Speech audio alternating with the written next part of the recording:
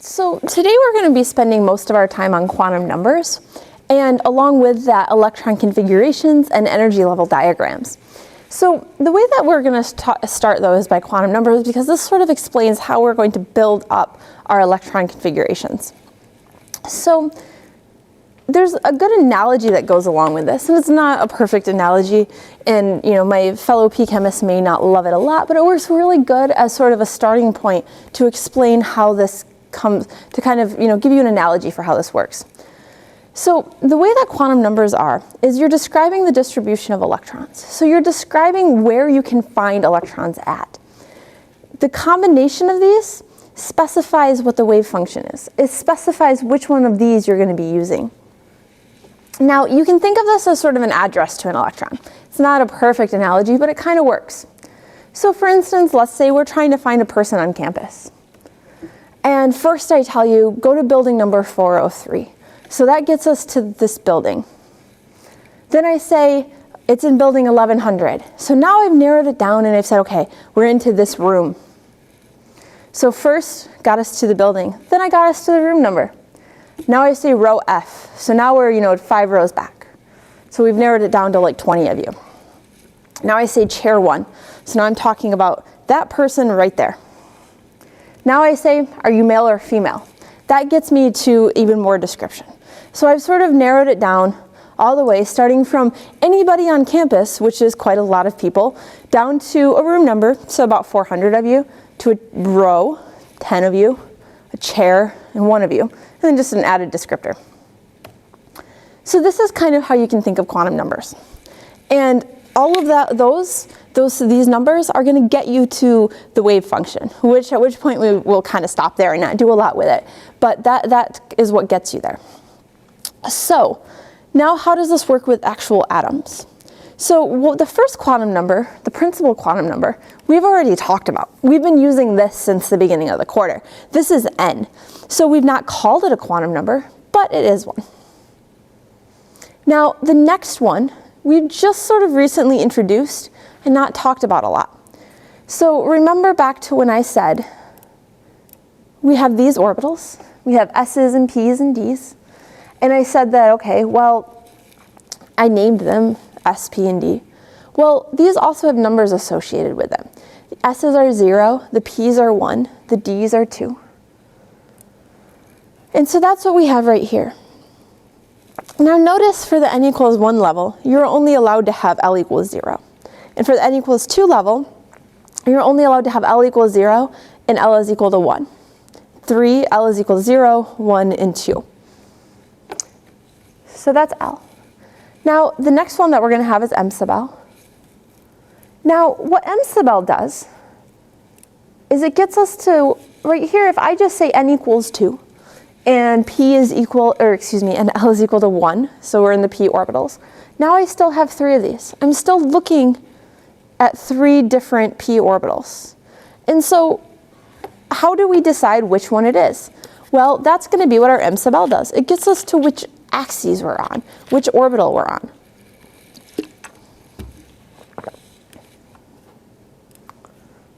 And then the last one that we're going to have is M sub S. And that's going to be just one of 2 numbers. We'll talk about that one in a minute.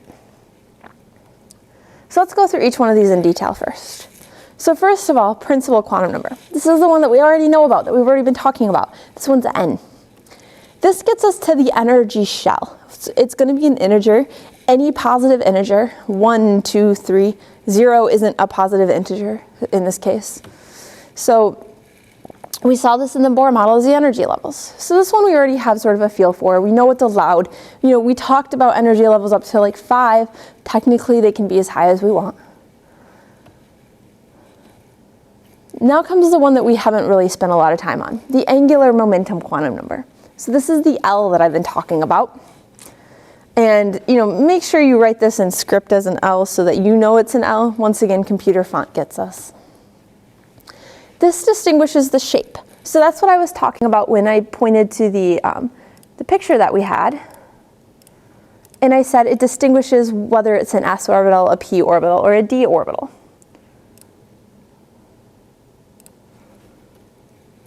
These are going to have both values and letters. So if we have an s orbital, we have a 0. If we have a p orbital, we have a 1. If we have a d orbital, we have a 2. So these are associated with those orbitals we just talked about.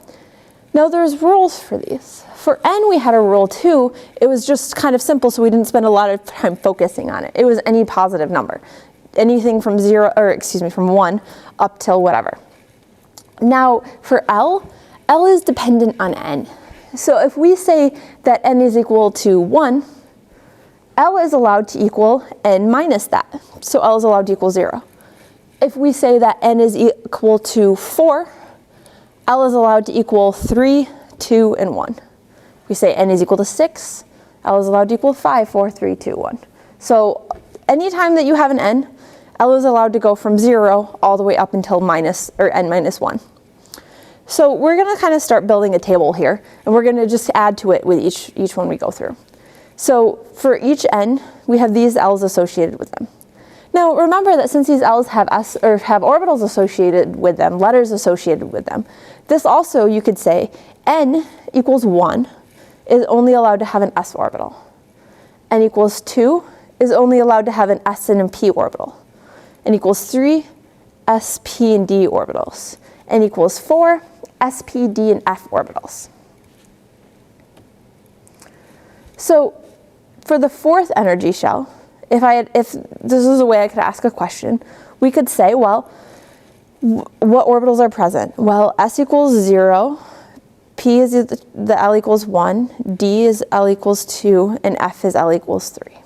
So for the fourth energy shell, you're allowed to have s, p, d, and f orbitals. Now we're going to move on to magnetic quantum number. So we read this, the way we say this is m sub L. And when we get to s, we'll say m sub s. That's how you say it. Now this distinguishes the shape. Now this, whenever we're talking about the m sub L, we're talking about things we've gone through. We've said it's in this energy level. We've said it's in the whatever the L is subshell. And now this is going to have different orientations. So when we talked about this in terms of p, one p is in this direction, one p is in this direction, and then one p is in this direction, that m sub L designates which one we're talking about. Your allowed values of these go from negative L up until L. So our L is dependent on our n, and then our m sub L is dependent on our L. So let's go through and look at this. So for n equals 4, we're allowed to have L equals 0, 1, 2, and 3. And then m sub L is allowed to equal all the way from negative 3 up until 3. Now keep in mind though, that this table may be a little bit misleading in the fact that this is only true if L equals 3, if we're in the f orbitals. If I tell you that we're in the n equals 4 level, but that L is equal to 1, then our m sub L would only be allowed to equal negative 1, 0, and 1. Because m sub L is always dependent on what L is. And so if I tell you that L equals 2, it doesn't matter which energy level we're in. All that matters is that I say L equals 2, which means that m sub L is allowed to equal negative 2, negative 1, 0, 1, and 2. So keep that in mind, that if I say n equals 4, what is m sub L allowed to equal? Then you can go ahead and list all these out. But if I define L as one of these lower numbers, you define m sub L based on that. Okay, the quantum numbers kind of laid out for you. So this is that same picture that I showed you, only now we're going to go ahead and put in all our levels. So I said that we're in the n equals 3 level just to sort of give us something to start with, so that we would have all of these orbitals. So let's go through and fill all this in. So now we have SP, D, and SP and D orbitals. We've defined this as S, these as P's, and this is D. I've given you the m sub L values. You don't have to worry about which one's which. That doesn't matter at all. And we have our L values. We have our m sub L values. So this would be how you could relate it to those pictures. Now, I wouldn't ask you to go through and draw this here. I'll show you how I'd ask these questions in a minute, but this is just to help you picture it.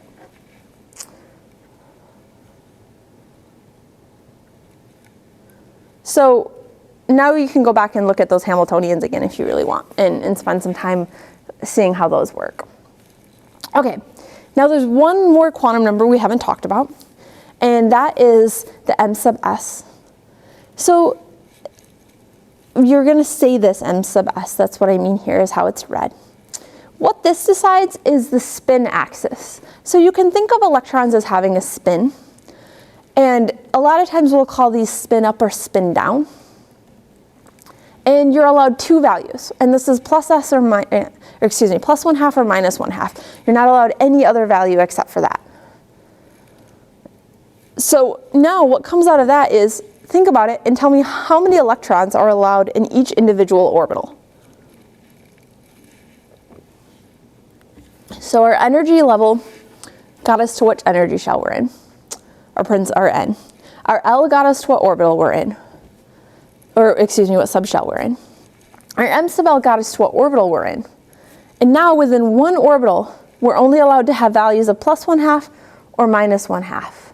And you're never allowed to have all of your values be the same. So what this means, all of your quantum numbers be the same.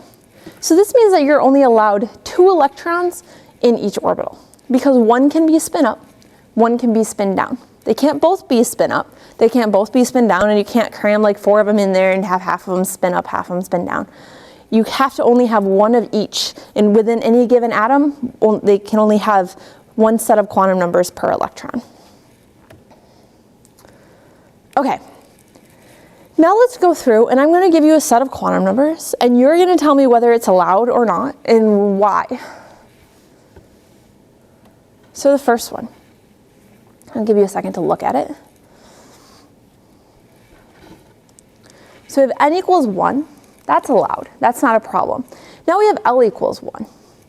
Well, theoretically, while that's not like disallowed in general, if n is equal to 1, the only thing that L is allowed to equal is 0. And so we can't have L equals 1. So this is going to be wrong. All the rest of them would be okay otherwise. If this instead had said L equals 2, we'd be fine. So we're not allowed to have that. Let's look at the next one. So we have n is equal to 3. It's not a problem. We have L is equal to 1. That's fine, because we're allowed to have L equals to 0, 1, or 2 in this case, because n is equal to 3. M sub L equals negative 2. Is that one going to be allowed? Yeah, that one's not going to be allowed at all, right? Because if L is equal to 1, M sub L is only allowed to equal negative 1, 0, and 1. And you might be saying, but wait, n is equal to 3, so it's okay. Well, sure, n is equal to 3, and L was equal to 2, then you would be allowed to have this. But I didn't tell you that L is equal to 2. I said that we're in the p orbitals. We're not in the d orbitals. So even though this energy shell has the d orbitals, it has L equal to 2. We're not talking about that. We're talking about the p orbitals. And so this isn't allowed. Okay, next one. N equals to 2. We're okay there. L is equal to 1. Okay, we're okay there. M sub L is equal to 0. That's fine. But now I have M sub S is equal to 1. That's obviously not allowed, right? M sub S is only allowed to equal plus 1/2 or minus 1/2, never anything else. So that one's disallowed right away because of the M sub S value. So one more to do.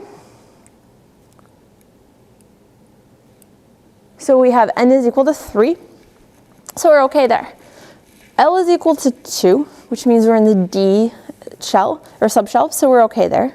That's allowed. M sub L is equal to minus 2. That's fine. And M sub S is equal to minus 1/2. And that's fine too. So we're set on that one. Okay. So now that we've sort of set up our quantum numbers, we've set up the way that we can describe which subshells and energy shells and how many electrons we have. We've set everything up so that we can figure out exactly where the electrons are. Now we just need to actually kind of lay this out and figure out our ordering and all of that. To do that, we have to talk a little bit about where these are in regards to their energy levels and how close they are to the nucleus. So the way that we go about doing this and the terminology that we use for this is the two main terms. Shielding is going to come up a lot in this section. Penetration comes up just for the sake of describing how close the different orbitals are to the nucleus. So this is sort of the technical definition for it. And what it says is orbitals with radial probability closer to the nucleus are more penetrating. So let's break that down a little bit.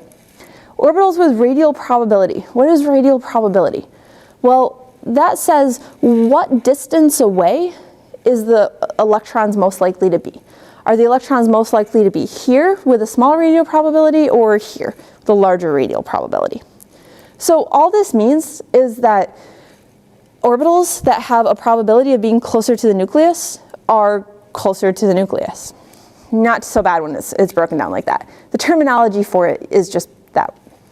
Now, the closer to the orbital, the closer to the nucleus that the orbitals are, those are going to shield the outside electrons.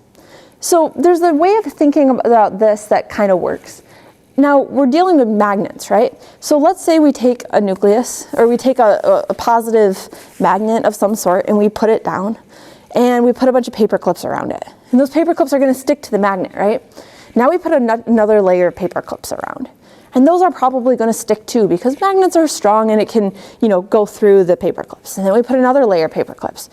Okay, that layer of paper clips might stick. Put another layer of paper clips. Well, why are the outside paper clips eventually not going to stick anymore? It's because those inside ones are blocking it, right? It's keeping the outside ones from feeling the magnet. This is no different. This is the way that shielding works. The 1s electrons are blocking the 3s electrons from feeling the nucleus. If your nucleus is like right here, and pretty much all of your electron density from your 1s is here, 2s is here, well, those are in the way of the 3s electrons. The 3s electrons aren't going to feel the nucleus as much, and that's called shielding. So these are shielding the 3s electrons. The 3s electrons in this picture are the most shielded. They are shielded from the nucleus by these electrons. Now, that's how you use that term. So in this sort of picture, we could say that 1s is the most penetrating, and then 2s, and then 3s. And we can say that 3s is the most shielded, and that 1s is shielding 2s, 1s is shielding 3s. So that's sort of the convoluted terminology here that we want to get through. Okay, so with all of that terminology of quantum numbers and descriptions in the backdrop, now we can actually draw some energy level diagrams. Okay, so we have two of these drawn out. We have one for hydrogen, and I suppose I should say hydrogen like ions as well, so helium 1 plus, lithium 2 plus, and so on. Anything with one electron. And here I have the energies of everything else. So we have these all drawn out for you. And there's going to be an easier way to do this rather than drawing them out every single time using the periodic table. But for now, we just want to be able to see it all written out. So we have our 1s here, and then our energy level 2, our energy level 3, 4, and 5. You'll notice these are all at the same energy levels. These are not. So when I say what's the difference between the two, that's sort of the big one, right? So these are all in the same energy level. They're all completely across in energies. We call that degenerate. If something has the same energy across an entire energy shell, these are degenerate. So there's a few different ways we can use this terminology as well. We can say here that the 2s and 2p levels are degenerate. They have the same energy. Over here, there's degenerate orbitals too. It's just not within an energy level. So 2s and 2p, those aren't degenerate anymore, right? They're not the same energy level. The 2p's are still degenerate with themselves. Okay, so this is going to be how we can represent where our electrons are. Right now, I don't have any electrons drawn in. We'll do that in a minute. But this is kind of how we're going to start. This is what we call an energy level diagram. Now, let's look at this last question I have for you. Here I have drawn hydrogen with atomic orbitals higher than 1. Is that correct? So, how many electrons does hydrogen have? It only has 1 electron. Now, if we put 1 electron in here, that means that our 1s orbital is filled. So, a common mistake on the exam is I'll ask you to draw, atoms up into a certain level, and everyone stops with the hydrogen at 1s, and they say, well, they don't have any more orbitals than that. Now, we know that it has to have more orbitals than that because we know it has more energy shells, right? What have we been doing up until this, last week or so in class? Think about what we were doing with the Rydberg equation. We were taking a hydrogen atom, and we were taking an electron from the energy 1 shell. We were promoting it up into the energy 4 or 5 shell and then back down again. So we know that it has to have higher energy levels. Sure, we didn't really talk about s and p and d orbitals then, but we know it has higher energy levels, which means it has all of these. They're just not filled in general. The only time they're filled is if we excite the atom. But that doesn't mean that they don't exist. So yes, this is still fine. Just because they're not filled doesn't mean they don't exist. Okay, now we're going to draw some of these and we're going to look at some of these. Okay, so let's look at these. And we'll look at a wrong version and a right version. So here we have an electron diagram for carbon. If I go to draw it like this, and I fill these two, that's wrong. Now, this kind of goes into some rules here. So we have Pauli exclusion principle and Hund's rule. So what the Pauli exclusion principle says is that no electrons can have all quantum numbers the same. We've already kind of alluded to this because we had to. And we alluded to that when we said that there's only 2 electrons per orbital because one has to be spin up and one has to be spin down. One has to be m sub s plus 1/2, one has to be m sub s minus 1/2. And what the Pauli exclusion principle is the thing that tells us that. It says that if n is the same, that's okay. If l is the same, that's okay. If m sub l is okay, that's the same. And m sub s is okay, it's the same, but they can't all 4 be the same. All of the electrons have to have one of those numbers that's a little bit different. So what that effectively means is that you have to have in each orbital, you can have a spin up and a spin down. Not 2 spin ups, not 2 spin downs, and you're okay. And of course, you could have a spin up here and a spin up here. That's not a problem because their L number is different. Or you could have a spin up here and a spin up here, and that's fine. Even though their L number is the same, they're both S because their N's are different. So one of those quantum numbers has to be different. Filling in the electrons in order of energy levels is important. You're going to start at the low energy level and work your way up, which we did here. We still haven't really broken any rules yet on this one, yet this one's not going to be right. Each orbital holds 2 electrons. That comes from the Pauli exclusion principle. That's what we just talked about. Now comes Hund's rule. We fill across degenerate energy levels before you fill an orbital. And that's why this one's wrong. You have to go across an energy level first, and then you can come back and double up. So that one's not right because of Hund's rule. This would be how you have to do it. You'd have to go one right here and one right here. And if we were talking about nitrogen, which has 1 extra electron, we could go another one right here. Only then, once you've filled across the p orbitals, do you come back and start going down. Okay. Now let's write an electron configuration for cobalt. So we find where cobalt is in the periodic table. So starting, probably about 10 minutes ago and up until the first midterm, you're really going to want to just bring a periodic table with you and have it out with you at all times while we're going through this. So find cobalt on your periodic table and figure out where you are and figure out how many electrons we have. Okay, so we fill in all the electrons, filling across the row first.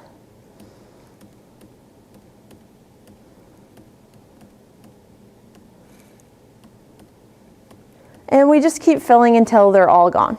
And at that point, we have the right number of electrons for cobalt. Now, we can write the electron configuration for it. And this is what we do for the electron configuration. We basically just take and we write up each one of these orbitals with how many electrons are in them. So this has 2, so it's 1s2. This has 2, so it's 2s2. P, and there's 6 of them, so 2p6, and so on and so forth all the way up. Now, you can imagine if you look down at the bottom of your periodic table, like rubidium or something, that this is going to get a little tedious to write. And so we have a shorthand notation for it, and that's to say, well, we know what the noble gas close to it looks like. The only thing that really changes is the outside electrons. So let's draw and just call the nearest noble gas. We're just going to put the nearest noble gas here. And then we're going to fill in the valence electrons right here, so that this is the only part that's really changing anyways. So this gets us up to the noble gas. So, on your periodic table that you have sitting in front of you, find argon, and then count your way up until cobalt, and this gets you there. Okay, now I've been talking about this, looking at the periodic table thing. We've been using that to count electrons, but this is going to get a little tedious to try to draw out every time you need to write an electron configuration. If I give you 3, 4 electron configurations on an exam, you don't want to have to draw all these out. So there's a much easier way to do it. And that's to look at these in relation to the periodic table. So this is a periodic table with the f orbitals where they belong. And you can count your way through to any electron configuration you need using this using the periodic table and just sort of pointing through. So for instance, let's look at the example that we just did. So we have cobalt right here. And if we go back and we start at argon, because it's easier to start at your last noble gas, you can start at argon. And then you come over here and you say, okay, well, I'm in the 4 energy level, 4s. Now the thing to be careful of is your d's. They start at 3. So 3D, 1, 2, 3, 4, 5, 6, 7. 3D 7. And you're done without having to write out that big, table and things. So let's look at carbon. We've kind of done the electron configuration for carbon too, drawing it into those charts that I gave you. Now we can do it with the periodic table. So let's go ahead and start from scratch. Let's not start from the last noble gas, even though we could. So we'll start with 1s, and we'll say 1s, 1, 2. So 1s2. 2s2, 2p1, 2, so 2p2. If we were looking at phosphorus, now let's start from the last noble gas. So we'll start from neon. We'll say we have neon here, and then we come down here and it's 3s2, 3p3, and now we have phosphorus. So you can use the periodic table to just sort of point to an element, go back to the last noble gas, and then work your way through until you get to the element that you need. And that'll save you a lot of time so you don't have to draw out the energy level diagrams unless I ask you to.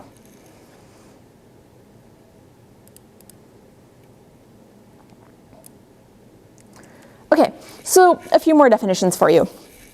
So diamagnetism versus paramagnetism, in what I kind of believe is one of the worst named systems of all time. So paramagnetic atoms or ions or molecules, whatever, have unpaired electrons. So paramagnetic, anytime you have unpaired electrons, that's going to be considered paramagnetic. Now, the interesting physical aspect of paramagnets or paramagnetic molecules is that they're drawn toward magnets. Now, diamagnetism, those are all paired electrons. So if you have a single unpaired electron, it's automatically paramagnetic. And it doesn't matter how many more unpaired electrons you have. If you have at least one, it's paramagnetic. To be diamagnetic, every one of your electrons must be paired. And so the diamagnetic molecules, they're going to just be a little bit tiny bit repelled by magnets, but not very much. Really, the main physical interpretation here is that these will be drawn toward the magnets. So for carbon, if you draw this out, you get a paramagnetic molecule. Neon, you get diamagnetic. Now, really the easiest way to see this is to actually go ahead and draw out the energy level diagrams. You can do it without drawing them out, but sometimes it's a little bit hard. Mostly because if you think about what the electron configuration for carbon looks like, if we just wrote this out, it's 1s2, 2s2, 2p2. And if you just see 2p2, there's this really strong temptation to be like, oh, there's 2 of them, okay, they're paired and moving on. But that's not right? You need to actually see that they're 1, 2, because we fill across energy levels first, and most of you know that. You would know if I asked you to draw this, to draw one here and one here. It's just there's always that temptation when you see an even number to automatically say that they're paired even when they aren't. So, it's a good idea to draw these out. Okay. So now that we have that sort of definition taken care of, let's keep going with our electron configurations. So we've done ones of atoms so far. We drew out a few of them, we drew out a few of the energy level diagrams, and we looked at the periodic table, and we saw how we could just do it with the periodic table. Now let's look at what we're going to do for ions. So for ions, you're just going to add or subtract, depending of course on what kind of ion it is. If it's a cation, you have a positive charge, so you're going to do what? Take away electrons or add electrons. It's positive, so that means you're taking away electrons. If you were to have an anion, a negative, then you're going to need to add electrons.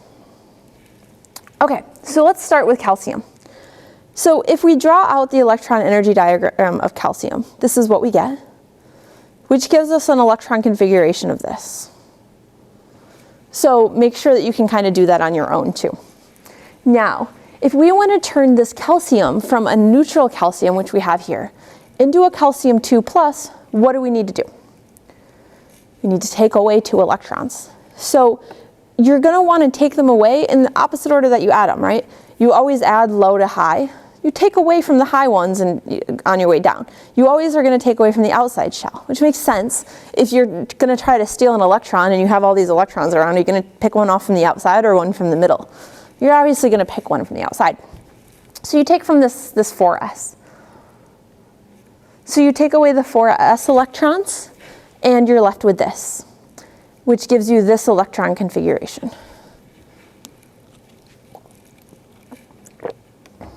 Okay, so that's for how you do cations, or positively charged.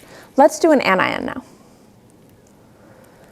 So here we have neutral chlorine, and I've drawn out both the energy level diagram. And now, something that I kind of cut out of these energy level diagrams because I ran out of room is the line that says E here. That is important. This is an energy level diagram. It's kind of like a graph. You always want to have an axis. So make sure on any sort of exam or anything of that sort, you draw that like I did in that first couple of slides with where I drew everything out really nicely. Okay, so we have this electron configuration. You could just get that off the periodic table. You wouldn't have to draw this all out. And now we need to make a chlorine 1-. So it's a -1 charge. So do we need to add or subtract an electron? We need to add one. So we go ahead and add one in here to give us this, which then changes our electron configuration to be P6, P6. Okay, so those are sort of the normal ones. Now, things start getting a little bit weird when we get into the D block. So we're going to spend some time talking about that. Okay, so half-filled and fully filled orbitals are going to be more stable. Now, when you're in your P block, there's not a lot that we can really do about this. It will affect some of our periodic trends that we'll talk about a few days from now, but it's not going to affect our electron configurations. However, when we're in the D block, it's going to. And that's, if you look at this, I mean, granted, this isn't to scale, obviously, but I did try to make it a little bit obvious that your 3D and your 4s energies, or therefore your 5s and your 4d, they're very, very close to each other. The 4s 3D levels, they're so close to each other that there can be a little bit of exchanging going on. You don't necessarily have to follow all the rules. And sometimes it's more energetically favorable to break them. And this is where the half-filled and fully filled exceptions are going to come in.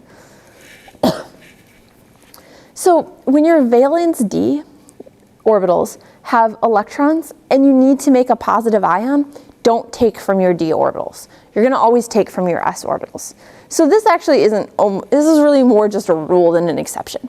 Whenever you're making a cation and you're in that D block of the periodic table, take from your S orbitals first, okay? So always remove from your S orbitals. And we'll do an example of that in a minute.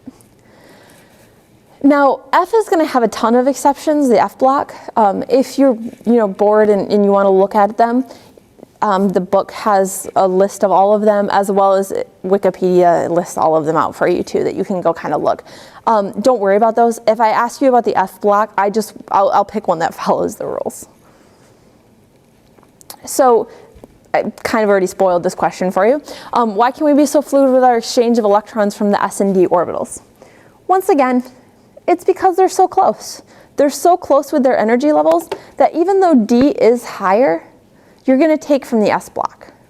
And in just a minute, we're going to see that there's that we can promote S electrons up to the D block in order to get half-filled and fully filled shells. So we're going to talk about examples of this and this. So these are your two big things that we have to worry about. And this only is you only have to worry about when you're in your D block for now. Your p orbitals, when you're in your p block and you're talking about atoms that are in your p block, don't worry about it. Just worry about your D block. So let's do some examples. So we're going to look at these two rows or columns on the periodic table, because this is where that first exception comes in. The fact that you can take electrons from your S block, move them up into your D orbitals, just to make this half-filled and this fully filled. So these are kind of going to be where our main exceptions there take place.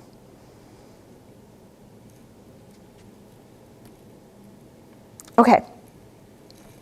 So our starting point for this one, I figure we'll talk about the easier of the exception rules first. So we have cobalt to cobalt 2+.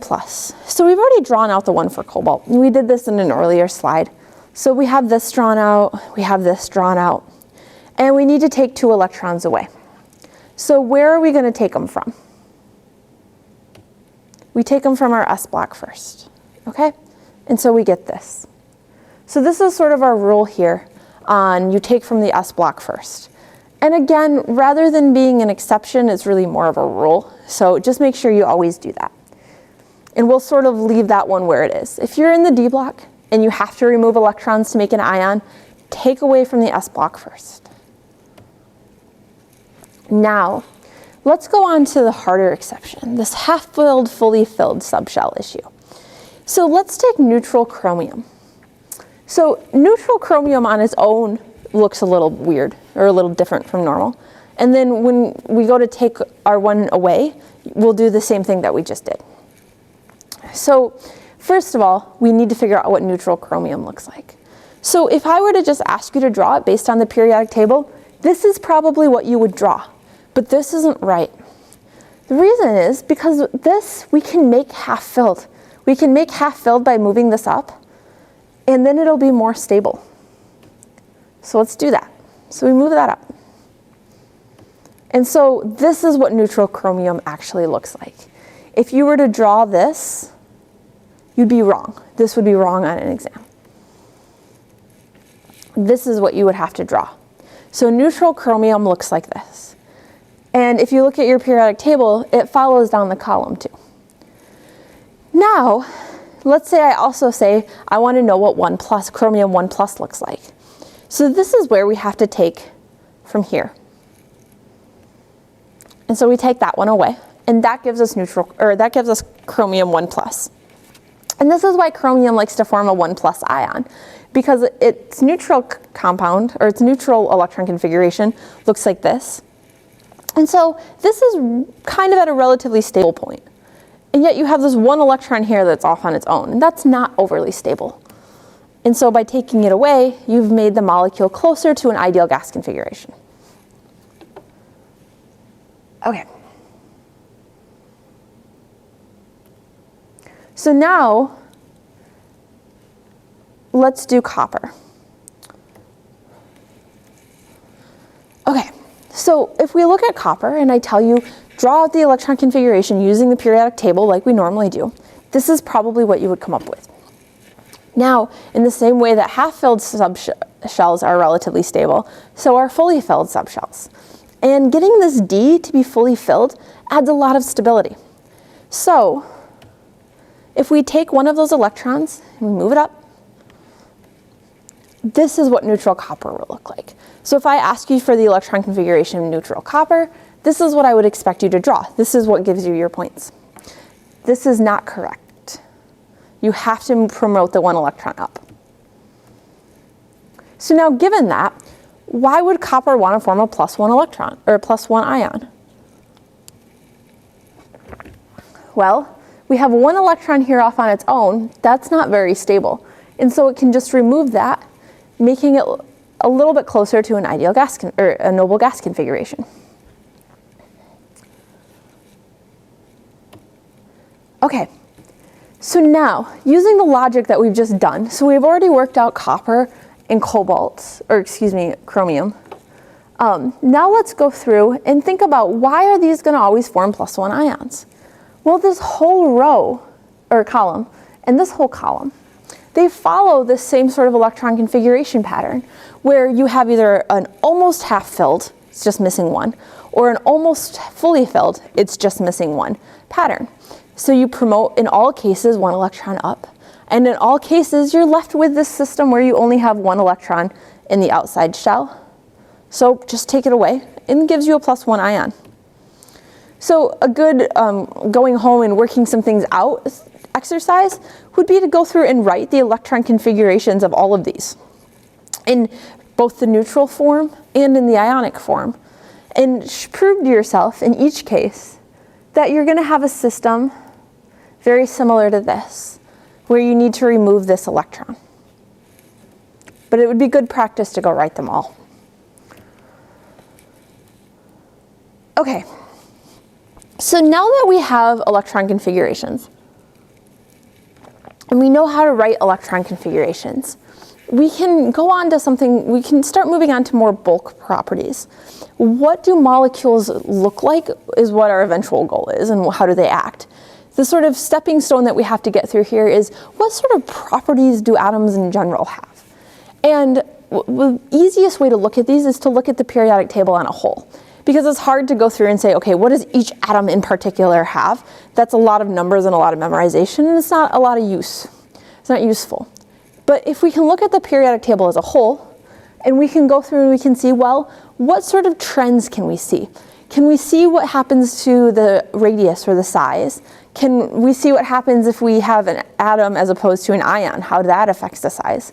Can we see what happens to ionization energy and electron affinity and electronegativity?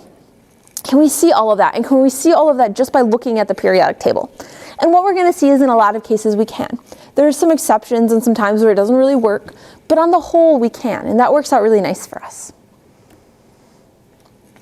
So in this sort of section of the chapter, because this is a very, very long chapter, we're going to move on and do a little bit of history on the periodic table development, and then we're going to talk about all the trends.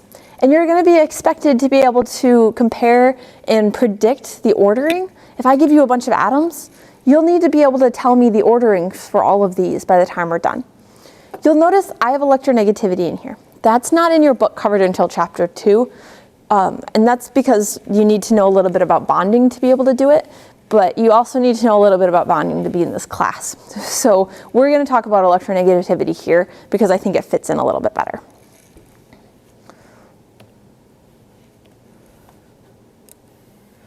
Okay, so first some history. So how is the periodic table actually developed? So now if we look at the periodic table, we know that it's in order of atomic number, right? Well, that wasn't something that they knew right away. What happened right away is when Mendeleev looked at it and said, well, you know, as these masses increase, there's definitely some characteristics. And in general, if you put them in order of their masses, you get these sort of trends that happen where all of these elements have similar properties and all of these elements have similar properties. And so if you put them in order of atomic mass, it works pretty well. The problem is that they're actually, they knew there was some exceptions to this. They knew that there was a few places where it didn't really work. So they just kind of manually switched it around and said, okay, well, we know that this really should be here and this really should be here. And then later on what happened is they figured out that, oh, it's not actually mass that's deciding their properties. It's the atomic number that's deciding the properties. And that's what led to the more modern periodic table that we have. So Mendeleev's was actually a bit different. So then they were able to build up and sort of make a periodic table before they even knew all of the elements. I mean, some of the elements weren't discovered until pretty recently. If you look at sort of this box, you know, they 1923 to 1961, that's pretty recent. So they were actually able to predict that some of these elements should be there, even though they hadn't figured them out yet. And based just on the fact that they were missing some. So with that work, this is sort of an outline of what we're going to do for the chapter. We're going to talk about each one of these individually. This is sort of me adding on to a table that you can find in Wikipedia. And I added these in because I want to talk about these as well. So these are what we're going to go through in detail and talk about each one individually and discuss how the periodic table, where they are in the periodic table relates to them, and how we can rank them. Now, it's not going to be based solely on where they are in the periodic table. We're going to have to remember our electron configurations too. So it's going to be based on where they are in the periodic table, and in many cases, their electron configurations.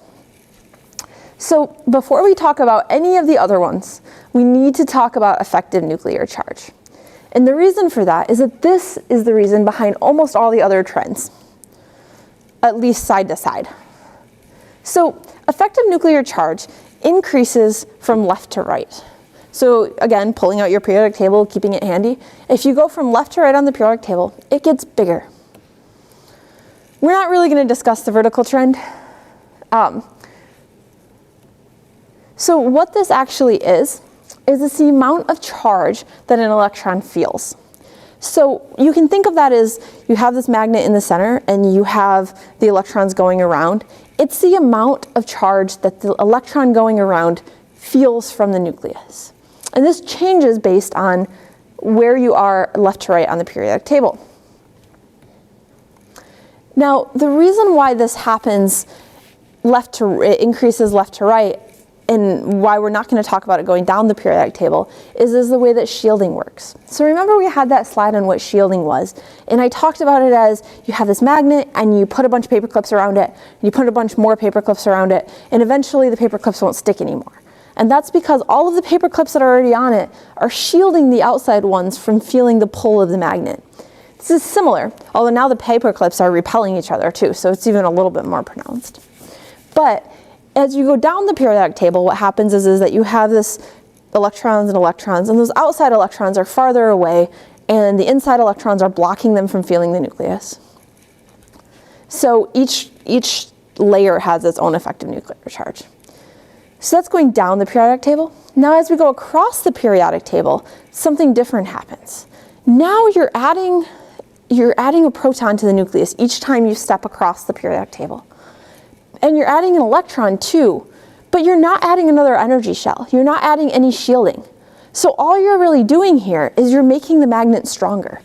You're adding more and more protons. You're adding more and more charge.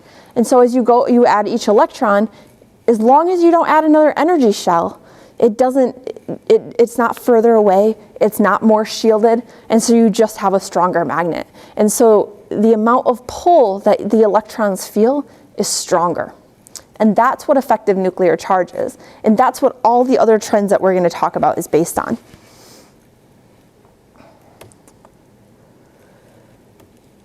So our sort of last couple of things for the day is we're going to talk about sizes. We're going to talk about atomic radius and ionic radius. So atomic radius is going to be based on the effective nuclear charge as you go across the periodic table, and then how many subshells you have as you go down the periodic table. So let's talk about going down up the periodic table first, because I think that's the easier one to understand. So you're adding more electrons and you're adding more energy shells. So each time you add an energy shell, you're adding a whole nother layer of electrons. And so it's going to get bigger. So each time you add another layer, you add a bunch of size. Now on top of it, these ones in the 3s or 3p or 4s or 5s, they're actually being shielded from the nuclei by all those other electrons that are in the inside shells. So one, it's just that you have way more electrons and way more energy shells, and two, there's shielding going on. So they're further away from the nucleus because their orbitals are further away. and there's shielding happening. Now comes the one that's a little stranger to talk about, the left to right. So as you go across the periodic table this way, it gets smaller, not bigger. So you add another proton, you add another electron, and yet it gets smaller. So that one's a little strange. So why do we think that would be? Well, let's think about our effective nuclear charge. What happens to our effective nuclear charge as we go that way across the periodic table? It gets bigger, right? Because you're taking that magnet and you're making it stronger, and so it's holding on to those electrons tighter, it's pulling them in closer.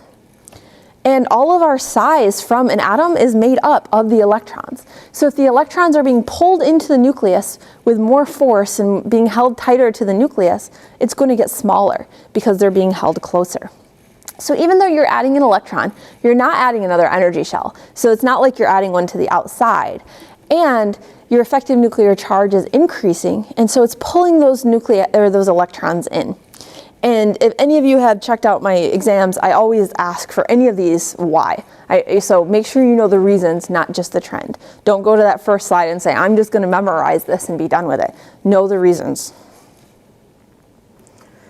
Okay, let's do some examples. So I have a little mini periodic table here, although once again I suggest having your periodic table out while we do all of these lectures. So we're going to rank the following in order of increasing radius.